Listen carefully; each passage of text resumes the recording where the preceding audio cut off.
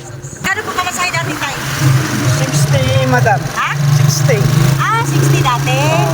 Ah, mahal pala. Ayun po. Nakalatin lang naman. Bakit 60? Malayo rin, madam doon. Ah, okay, okay. 60 pala. 20 lang pala ang ano. Okay lang nga. Lagi na tayo. Ano pangalan mo tayo? Tony. Bonnie? Oh, gwapo ni kayo. Sige, tulay. Di ba kita? Dito kami sa Santa Lucia. So, nagtaas na yung pamasahe niya ng 20 pesos mga kaibigan, no? Dito kami sa Kaduray sa tabing ilog. Sarap nito. Ang sarap niya. Shout out everyone. Andito kami sa Santa Lucia. Santa Lucia. Para kakain lang kami ng dinding ng Ilocosor. Kasod na kayo ng lunch namin. Shout out Kaduray. Lantay, doon tayo lumaya. Yung church, di ba? Mangga na pala ngayon tayo, no?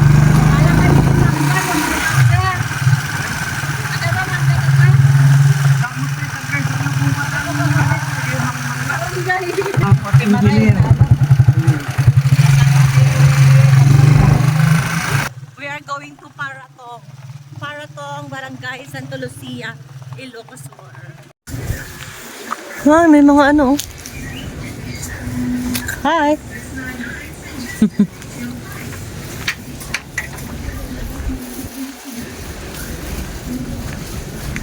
Kana banda? Ay, ang laki ng ano, mangga. Ito sa likod. Ito na yun. Ah, ang lawak pala eh. This is Kaduray's Palace. Uy, ang laki ng mangga po, buyag. Ito ang lupa ni Kaduray. Dito siya magre-retire balang araw. At kasama nyo naman ngayon si Freddy Aguilar. Tabi po. Freddy Aguilar, halor. Lawak din yung ano niya dito. Mga 700 square meters ba te? 780. Lawak din. Tapos may mga tanim na ba ng mga mangga. Yan o. Meron din siya mga tinanim mga niyog. May santol din. Maganda tong lupang nabili nila kasi may mga punong namumunga na. Problema lang pag magpatayo ka ng bahay, kailangan mo talagang magputol. Malawak din.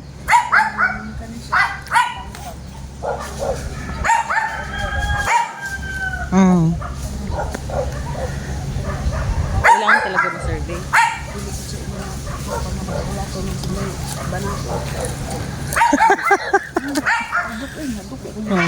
Oh? Dito tiyo, akit ako dito.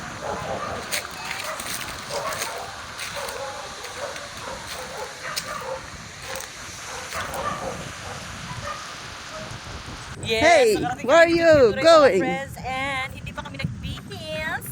Dito pa rin ang suot namin kahapon.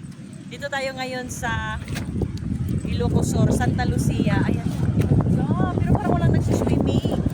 Siguro kasi parang alon. Maalon masyado mga kaibigan. Ayan. Ganda dito eh. Pero walang resort. Wala yung mga ano po. Talagang ano siya, parang palaisdaan talaga siya. Doon si Kaduray. Ayan si Kaduray. O diba? Ano talaga to? Parang ano siya, Fisherman's Bay. Diyan kami dumaan. Ito. Tapos ito parang may wall, great wall. The sand here is black. Hindi kami syempre magsiswimming, dumaan lang kami. Magpatayo na si Kaduray dito ng bahay kasi yung dagat, ayan. Mga 5 to 10 minutes walk lang siya from doon sa kanyang place. Kaya ganda siya oy. Yung nabili niya na mga 780 square meters sa 400,000 daw yun. Anong year mo nabili yun? 7 years ago. 7 years ago. Oh. Ganda investment na yun kasi malapit lang siya. Pwede ka magtayo dyan ng transient. Di ba? Ang ganda, sarap ng hangin. Ito pumunta madaling araw, yung mga umaga talaga pa. Umaga. No? Malakas yung alon. Oo. Siguro kapag ka nabagyo, ganun, malakas umabot siguro diyan. Kaya siguro mayroong ano mo yan, parang may flood control, pero 1/4 lang siya. Pero ang ganda. Pero napansin ko dito, walang ano, resort.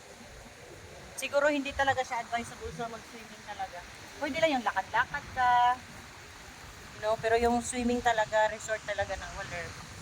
Ano siya, parang fisherman's area siya. Parang ganun.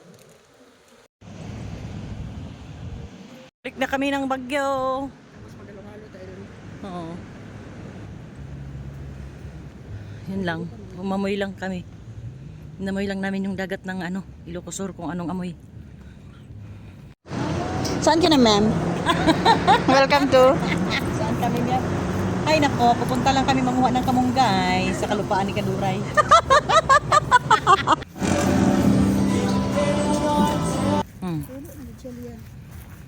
Masalo na. Kami.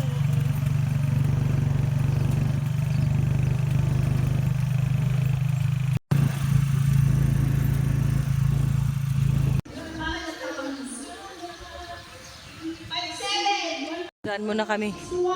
Daan muna kami dito sa Santa Lucia Parish Church.